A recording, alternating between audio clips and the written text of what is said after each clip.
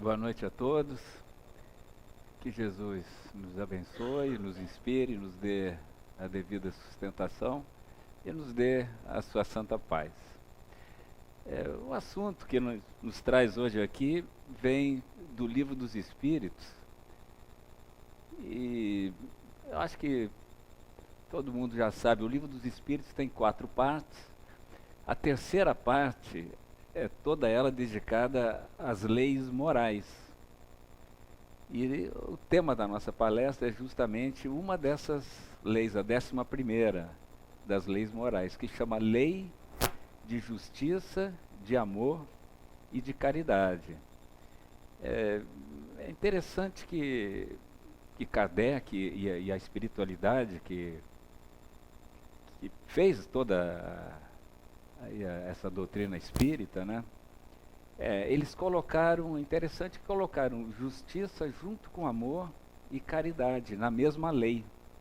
Se eles colocaram essas três palavras que representam 3 sentimentos, é porque eles consideraram que os 3 são mais ou menos da mesma importância. Amor e caridade a gente já sabe que são praticamente sinônimos, né? Amor e caridade. É muito difícil a gente diferenciar um do outro. Então, são considerados sinônimos, tanto que em algumas Bíblias, por exemplo, eu achei bem interessante isso. Nessa que eu tenho aqui, Novo Testamento, aparece na Epístola de Pedro, a primeira Epístola de Pedro, capítulo 4, versículo 8, fala daquela frase muito conhecida nossa, que diz que o amor cobre uma multidão de pecados. Eu acho que todo mundo já ouviu essa frase, muito usada no meio espírita, e eu acho que no meio cristão, né, todos evangélicos, católicos conhecem muito essa frase. Nesse Novo Testamento está escrito lá: a caridade cobre uma multidão de pecados. Então, amor e caridade são muito próximos, são quase que sinônimos, mas estranhamente, pelo menos para mim, a justiça não estaria assim num nível tão alto quanto o amor e caridade, mas está, e nós vamos ver isso aí no transcorrer da palestra, que ela é do mesmo nível, é tão importante quanto o amor e caridade. É preciso que não se considere a justiça muito próximo da vingança. Tem muita gente que mistura justiça com vingança. Então é comum a gente ver quando acontece alguma coisa aí, um assalto, alguma coisa, as pessoas ofendidas, os agredidos costumam dizer: eu quero justiça. Aí vai todo mundo para a porta da delegacia com placas lá de queremos justiça. Então, não é bem isso, aliás, não é nada disso a justiça, conforme Kardec nos passou e conforme Jesus também nos ensinou através do Evangelho. É muito mais sublime a justiça aí trazida pelo Evangelho de Jesus. Por isso, as 3 estão juntas: lei de justiça, de amor e de caridade no mesmo nível. E nós vamos começar justamente como Kardec começa no Livro dos Espíritos. Vamos começar também falando de justiça, que se ele prefere começar assim é porque talvez seja mais didático, eu não sei. A gente vai seguir o que Kardec nos trouxe aí através da codificação. Então, a justiça, conforme foi trazido aí por ele, a primeira pergunta que ele faz sobre esse assunto, né, e Kardec, a formulação de perguntas dele era uma coisa fantástica. Eu acho que ele perdia um tempão bolando lá a pergunta, como é que ele ia fazer para atingir o objetivo a que ele se propunha. Então, a primeira pergunta que ele faz é a seguinte: ele questiona os espíritos se a justiça, se esse sentimento de justiça é da natureza humana ou é algo adquirido durante a nossa vida, durante a nossa encarnação. Se a gente vai aprendendo aquele sentido de justiça, ou se já vem com a gente, se é uma coisa inata. E os espíritos respondem que realmente é da natureza humana. Todos nós já chegamos aqui com esse sentimento no nosso coração, na nossa mente, de justiça. Tanto, dizem os espíritos, que nos revolta quando a gente vê uma injustiça muito grande, todo mundo fica revoltado. É muito desagradável para nós, e com todo o nosso atraso moral que nós nos encontramos nesse momento, aqui num mundo de provas e expiações, com tudo isso parece que a gente já aprendeu, porque nos revolta muito a injustiça, a todos nós. Tanto que é muito melhor absolver um culpado do que punir um inocente. A gente tem isso muito claro na nossa mente. Então, realmente é da natureza humana. E aí Kardec, ele era muito bom nisso. Ele fazia pergunta e conforme vinha a resposta, baseado na resposta, ele usava o gancho lá dos espíritos e em cima da resposta ele fazia outra pergunta. E assim até que esgotava aquele assunto, até que ele ficava satisfeito com o que tinha ouvido ali, não tinha mais dúvida nenhuma, aí sim ele passava para um tema seguinte. Então, quando eles dizem que é da natureza humana, ele faz a questão seguinte perguntando, mas se é da natureza humana, por que existem pessoas que o senso de justiça é diferente, consideram uma coisa de um jeito e o outro diametralmente oposto? Por que ele questiona os espíritos? Se é da natureza humana, todos nós tínhamos que agir com relação à justiça igualmente, todos no mesmo nível. Aí eles respondem o seguinte, que e isso acontece porque nós entramos, ou misturamos, é a palavra que eles usam, misturamos ao nosso senso de justiça, nato, nós misturamos as paixões. Nós entramos com essa parte da paixão, essa parte de vícios que nós temos, e aí degringola tudo. Porque aí a gente entra por paixões, a gente pode entender nossos vícios, nossos defeitos. Então a gente entra aí misturando, atrapalhando a justiça, nós entramos aí com egoísmo, com orgulho, com vaidade. E aí fazemos a nossa justiça baseados naquilo que nos interessa. A gente entra com interesse, cada um de nós entra com interesse pessoal. Aí puxa a brasa para a sua sardinha. Ele fica julgando baseado numa coisa que seja bom para ele. Ele não consegue ser imparcial. Porque às vezes, sendo imparcial e considerando justo determinada causa, aquilo pode ser ruim para ele. Então ele vai por outra linha. Ele deixa de ser justo porque ele entrou com o interesse pessoal dele.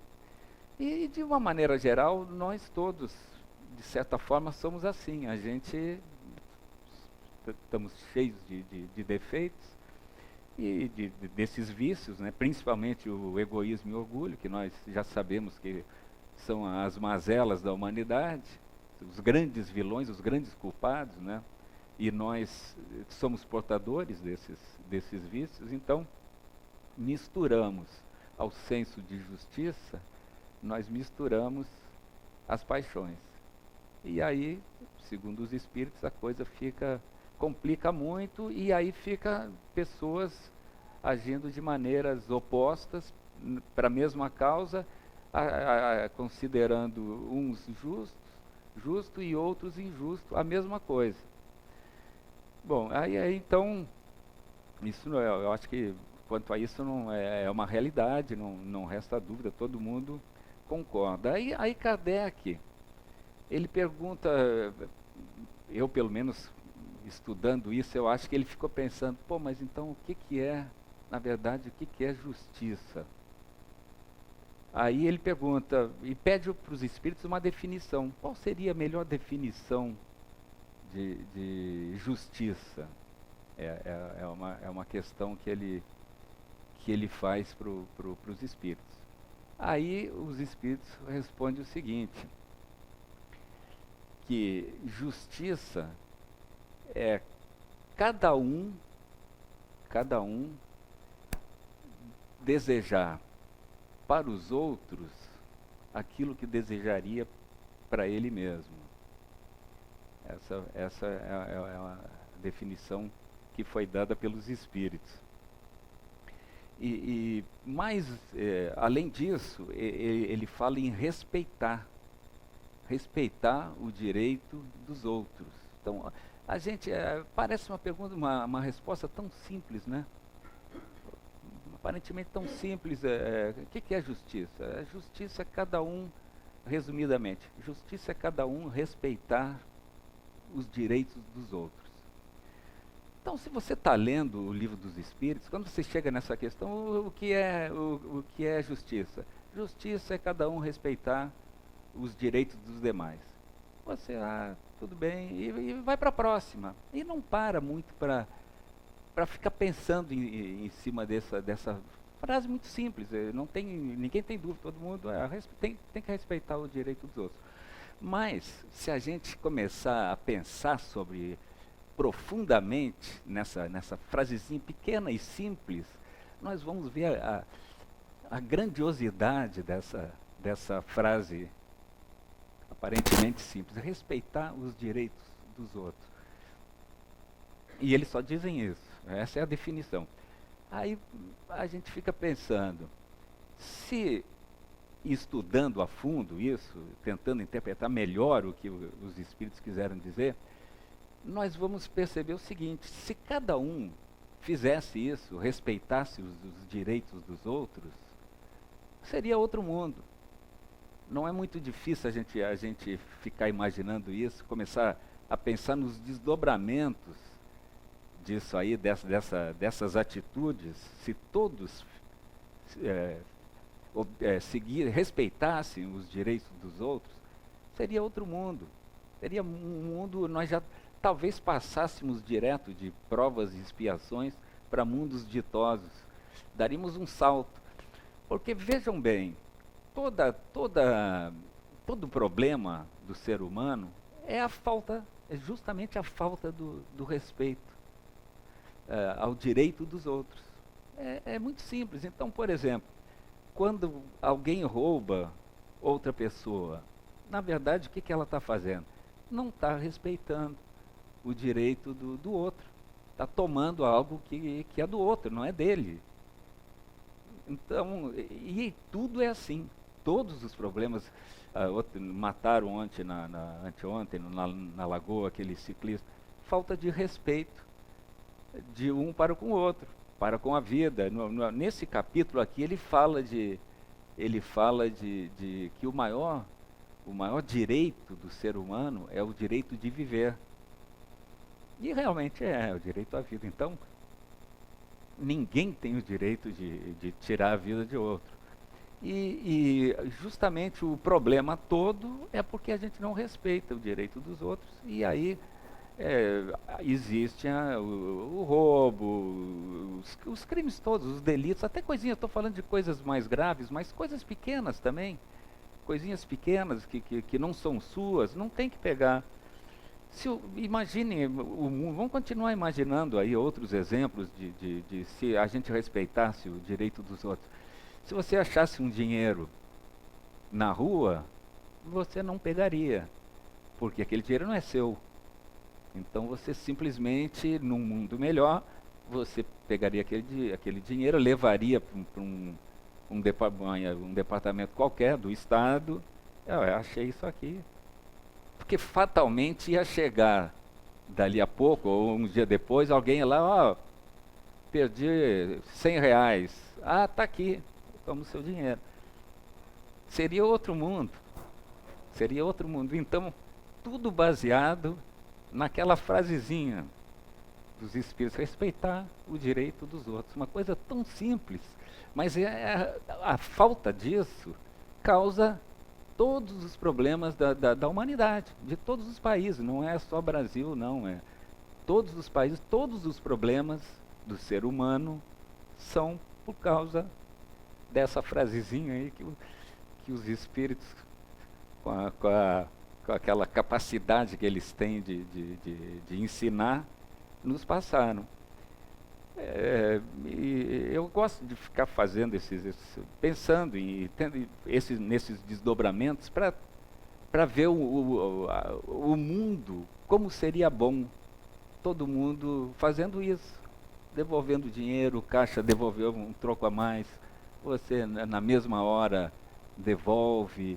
Então, em coisinhas pequenas, com colegas de trabalho, com colegas de escola, com tudo, respeitando o direito dos outros, todos os problemas da humanidade estariam resolvidos. Olha que coisa maravilhosa. É só fazendo seguindo aquela frasezinha. Então, essa definição de justiça trazida por eles é fantástica. É algo assim que a gente tem que passar para todo mundo isso, e nós, cada um, tentar fazer no seu dia a dia, nas pequenas coisas, tentar ser justo, nesse sentido de justiça que ele nos traz aí, não de vingança, não tem nada a ver com vingança. Tentarmos, cada um de nós, ir fazendo essas pequenas atitudes, pequenos atos, em todos, no sentido mais amplo e geral possível. Com certeza, essas nossas atitudes, esses nossos exemplos, estarão sendo vistos por outros que acharão interessante e também vão começar a proceder assim.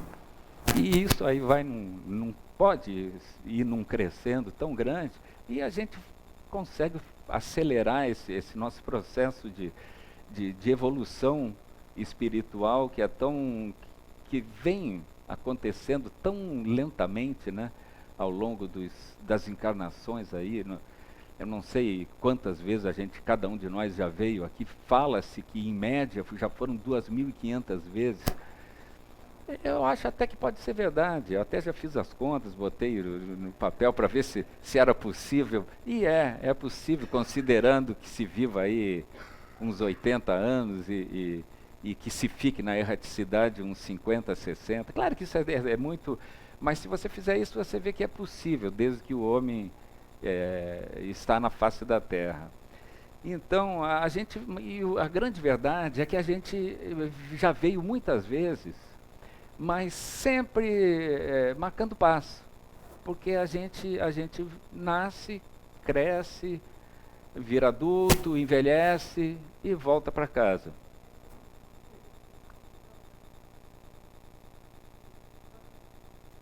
Mas não está me atrapalhando. Ah, está dando interferência lá. Vou até aqui atrás então.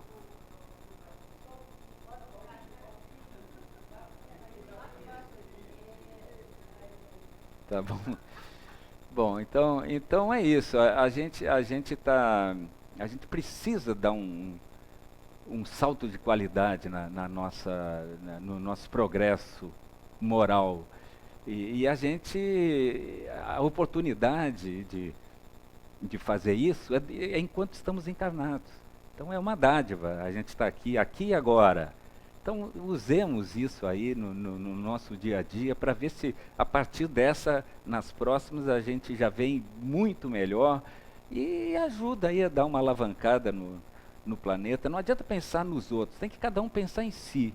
Se cada um fizer o seu dever de casa, a coisa deslancha, sem dúvida, sem dúvida. E isso que eles nos trazem aí a respeito da justiça, acho fantástico. Kardec aí, depois da definição, não sei se ele ainda ficou com dúvida, mas ele pergunta o que determina o que é justo ou não. Eu acho também porque a outra resposta mais para trás, eles disseram que varia de pessoa para pessoa por causa das paixões, quando mistura com a justiça. Então, ele quer saber se existe uma coisa que todo mundo concorde. Não, isso é justo, que não haja dúvida. Ele perguntou o que determina. Aí eles respondem duas coisas. Servem para se estabelecer parâmetros do que deva ser justo e o que não deva ser. Essas duas coisas quais são? Aí eles respondem, a lei humana e a lei natural, ou divina, ou lei de Deus, né?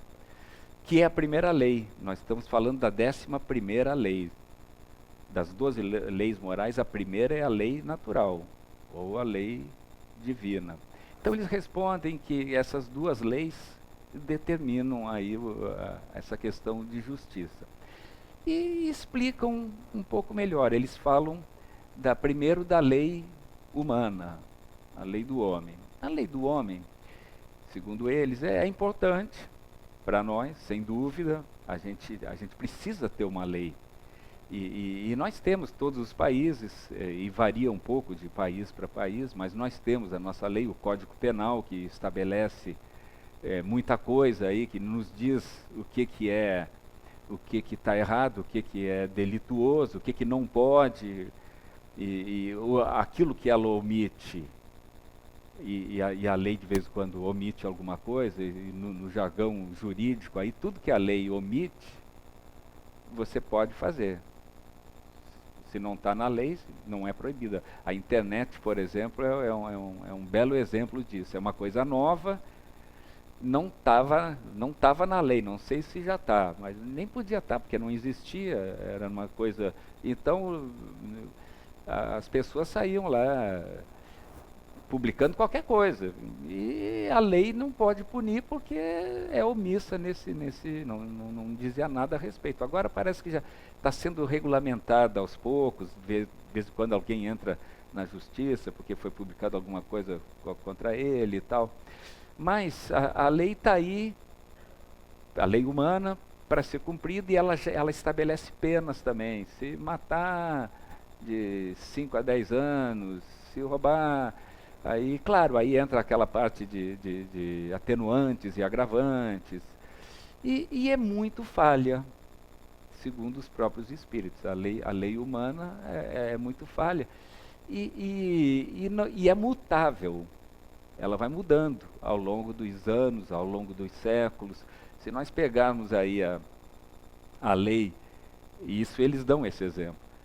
A lei da Idade Média, por exemplo, na época da Idade Média era outra lei que hoje nos escandaliza, porque era uma coisa horrorosa para nós hoje, porque nós hoje estamos num patamar moral mais evoluído do que naquela época, então aquela lei lá era horrorosa mesmo para a gente. Por exemplo, o duelo, que era uma coisa muito justa naquela época, muito justa. Alguém ofendia a honra do outro, e ele desafiava para um duelo. O desafiante ainda escolhia as armas. Ele que dizia, ele fazia o desafio e dizia qual eram as armas. Claro que ele escolhia alguma coisa que ele era muito bom naquilo. Naquele tempo tinha claro, é injusto, claro, um absurdo. Se ele fosse um bom espadachim, por exemplo, ele ia escolher a espada como as armas. Aí se o outro não soubesse nada de esgrima, ia ser um assassinato, né? Uma coisa muito injusta. E isso era muito comum naquela época. E as pessoas achavam muito justa. Não, ele ofendeu, o outro desafiou e eles foram para o duelo. Infelizmente, um iria morrer dos dois. Ou então, poderia até não aceitar o desafio, mas devia ser uma vergonheira muito grande a pessoa não aceitar. Então, às vezes o cara, contra a própria vontade, aceitava para não ficar mal na sociedade sabendo que ele não tinha condições nenhuma de lutar com o outro. Mas enfim, são coisas daquela lei de antigamente e que vai mudando conforme o ser humano vai progredindo.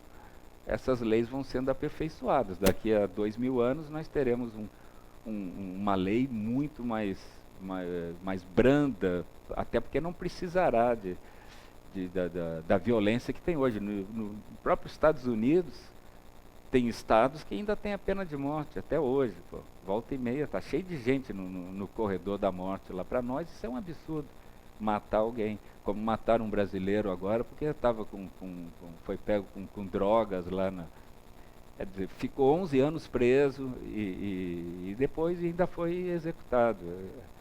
É justo isso? Eu acho que ele já tinha pagado o mal que ele fez entrando com a droga. Mas enfim, isso são problemas da lei humana que, graças a Deus, no futuro vão melhorar. Então a gente não tem que torcer para que a gente melhore, que o mundo melhore, que aí a gente arrasta tudo de bom. A própria lei vai mudar porque o mundo melhorou. Mas o mais importante para nós não é a lei humana, é a lei natural, a lei de Deus. Essa sim é que é eterna e imutável.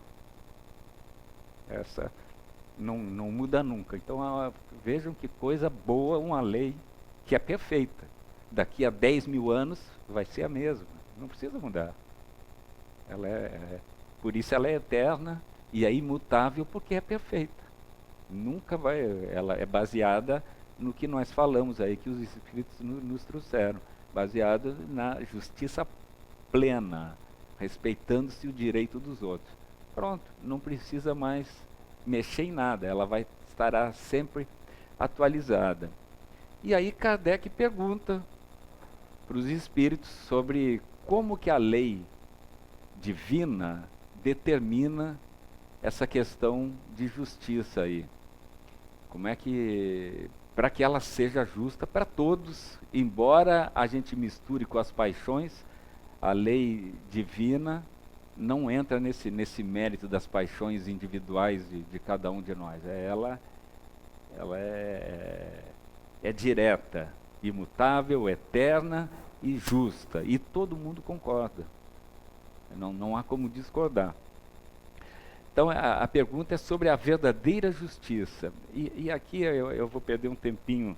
Perder não, a gente vai ganhar, né, tempo aqui. Estudando a doutrina, a gente nunca está perdendo tempo. Estamos sempre ganhando tempo. Ele pergunta sobre a verdadeira justiça. Como é que se reconhece?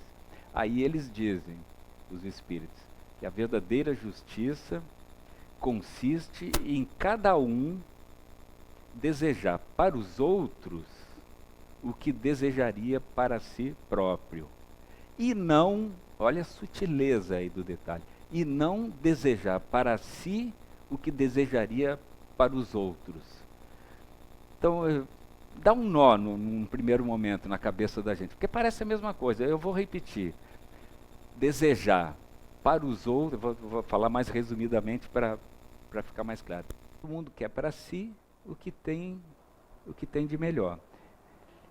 Então, se você, baseado nesse formato que você escolheu como isso é o melhor, então se baseado nisso, você usar isso em primeiro lugar para o outro, com certeza você vai acertar.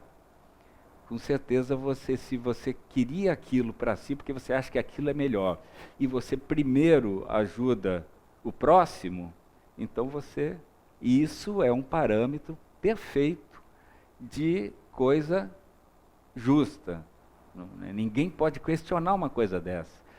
E cá entre nós, pode existir alguma coisa mais justa do que isso? Você querer para o outro aquilo que você quereria para si? Não tem nada mais justo do que isso. É a perfeição, é a lei de Deus. Então, ele partindo disso, ele dá essa explicação aí, que fica muito clara para nós. Eu acho que aí passa a não ter mais dúvida nenhuma. Nós sempre vamos, se agirmos assim, nós vamos conseguir fatalmente sermos justos, e sendo justos, nós seremos caridosos e amorosos. Por isso que a justiça, esse senso de justiça, diferente de vingança, ele é tão importante quanto o amor e a caridade. Ele está no mesmo nível. Por isso, sabiamente, os Espíritos colocaram essa lei de justiça, de amor e de caridade, porque os três dependem um do outro. Você não consegue injustamente ser amoroso e caridoso, não tem como. Então eu acho que fica bem claro, né, num primeiro momento. É importante, quando a gente estuda o Livro dos Espíritos, não ler ok, e ler a questão seguinte, e depois a próxima, e a próxima, porque aí a gente termina o livro e não aprendeu 20%. É preciso que a gente fique atentando para esses pequenos detalhezinhos que a espiritualidade nos traz, que aí a gente vai descobrindo a beleza daquilo, a grandiosidade, a profundidade daquelas, de frasezinhas pequenas, aparentemente assim, uma coisa tão lógica que a gente não discorda, mas não vê naquilo uma coisa tão grande como realmente é. Então, com relação à justiça, nós estamos falando da lei de justiça, de amor e de caridade. Com relação à justiça, o que o Kardec nos traz é isso. Aí ele começa, a partir daí, ele começa a falar de caridade. A caridade, para nós espíritas, fora da caridade não há salvação. Nós costumamos dizer isso. Aí o próprio Kardec nos traz isso. Então, realmente, a caridade, sem ela, nós não iremos a lugar nenhum. A caridade, já falamos que ela é quase que um sinônimo de amor, as duas juntas, e já vimos agora que a justiça também anda de braços dados com esses dois sentimentos. O amor é um sentimento sublime, é essência divina, e a caridade muito próxima também. Então, como caridade, presta aqui, cara. Como caridade, Kardec, aí ele começa a fazer perguntas sobre a caridade. E aí ele pergunta o que é a verdadeira caridade. Aí eu vou botar aqui uma siglazinha, porque eu tenho certeza que quem já conhece, muita gente já conhece, mas quem não conhece é um mnemônico aí para a gente não esquecer nunca mais. BIP. Isso aí significa o quê? Para a gente não esquecer nunca mais.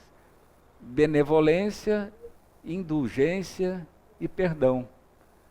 Isso aí caracteriza a caridade, segundo os Espíritos. Benevolência para com todos, como eles respondem a Kardec. Indulgência para as imperfeições dos outros. E perdão das ofensas. Então, repare bem que fecha o que seja caridade. Se você for benevolente com todos, se for indulgente com as imperfeições dos outros, com os erros dos outros. E a gente precisa ter essa indulgência para com as falhas dos outros, porque nós também temos falhas, e a gente precisa que os outros também sejam indulgentes com as nossas imperfeições. Então vamos começar nós sendo indulgentes com os outros. E perdão das ofensas. Esse aí também é tão importante quanto os outros, mas eu particularmente considero fantástica essa expressão aí, perdão das ofensas. Isso inclusive é uma das novidades que Jesus trouxe, né? Quando esteve entre nós. Foram três as novidades que ele trouxe, coisa nova mesmo. Ele falava muito em amar ao próximo como a si mesmo, mas isso de certa forma já existia, porque amar a Deus sobre todas as coisas é o primeiro mandamento da lei de Moisés. Amar ao próximo como a si mesmo, que ele até dava muita ênfase, é uma variação da primeira. Então, de certa forma, já era conhecido lá dos hebreus, da lei mosaica. Mas o que ele trouxe de novidade realmente foram três. Primeira, Deus é Pai. E que mudou tudo. Até então, Deus, do Moisés, era um general, linha dura, um rei daqueles violentos. E Deus era assim, era vingativo, ele tinha paixões como as nossas, ele ficava com raiva, quando o povo aqui embaixo começava a fazer muita besteira, ele ficava injuriado lá em cima e mandava um dilúvio, mandava um vulcão entrar em erupção para matar todo mundo ali, porque aquele povo ali não era caso perdido, não tinha mais jeito. Então esse era o Deus da época de Moisés, do Velho Testamento. Jesus trouxe uma outra concepção de Deus. Deus é Pai. Acho que não precisa dizer mais nada, né? Pai é Pai. E aí no sentido de pai e mãe também. Porque a figura de Deus é uma figura masculina, mas a gente sabe que ser humano, homem ou mulher, espiritualmente é a mesma coisa. Então Deus é pai ou mãe. Então é diferente daquele Deus violento anterior. As outras duas novidades, além dessa, foi perdão das ofensas e amor aos inimigos. Então essas foram três coisas que mudaram o mundo depois de Jesus. Por isso que ele mudou, ele mudou ele mudou o mundo. Nós temos um mundo antes dele e um depois dele. Justamente porque foi tão marcante a vinda dele que paramos de contar os anos como vimos contando e peraí, vamos zerar tudo. Acaba, daqui para trás é uma coisa, daqui para frente é outra. Agora é ano 1, 2, 3. Ele dividiu a história realmente, pela importância dele. Não tem ninguém, nenhum desses ilustres aí da humanidade que alcançaram o nível dele em termos de mudanças. Essa é uma delas. Passamos a contar o tempo de novo. Mas vamos lá, então... Perdão das ofensas, eu disse que gosto muito dessa expressão, porque é uma coisa que é preciso que a gente entenda que quando Jesus falou isso, perdão das ofensas, naquela época ele não podia estar falando de ciência. Hoje a ciência comprova que perdoar faz bem para quem perdoa. Jesus sabia disso cientificamente, só que ele não podia entrar nesse tipo de detalhe. Então ele simplesmente se limitava a dizer, vocês têm que perdoar. Mas ele sabia que quem não perdoa está com falta de inteligência, para não chamar de burrice, porque é burrice realmente não perdoar. Quando nós não perdoamos, nós... ficamos com... Alguém nos faz uma ofensa, eu vou ser bem rápido que está em cima da hora, né? Quando nós não perdoamos, o que acontece? Alguém nos faz uma ofensa, a gente fica com raiva. Se a ofensa for muito forte, que mexa com a gente fica com aquilo na cabeça, com uma raiva daquela pessoa e querendo todo o mal para aquela pessoa, e acordamos de madrugada e queremos que aconteça uma tragédia com aquela pessoa. Isso faz um mal. A ciência já comprovou isso cientificamente. Em Harvard, vou falar rapidamente sobre uma experiência que fizeram. Colocaram numa sala de projeção de cinema pessoas terminais e projetaram lá coisas...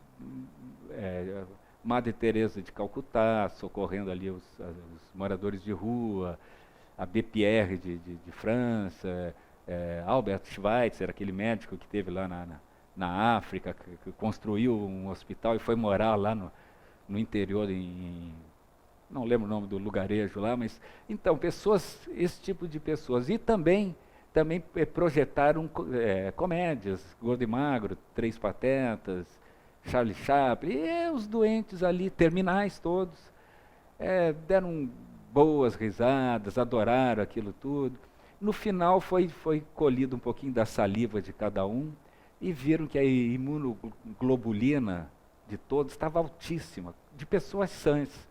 Então, isso comprovou esse trabalho que foi científico, comprovou que você,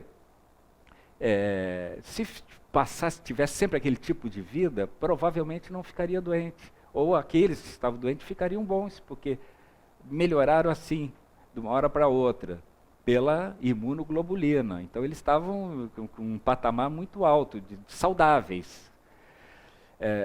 E depois fizeram o contrário, botaram jovens saudáveis nessa mesma sala e aí projetaram tragédias, cinema tragédia, Tubarão, Inferno na Torre, Apocalipse Sinal, só esse tipo de coisa, Day After. Esses filmes de guerra são muito, hoje em dia, horríveis, as pessoas, tá muito próximo da realidade, né, eles conseguem fazer. Os caras, alguns griparam fizeram a imunoglobulina no final, e estavam todos como se fossem muito doentes, com as taxas lá embaixo. Alguns griparam, inclusive, durante a sessão. Então, ficou comprovado que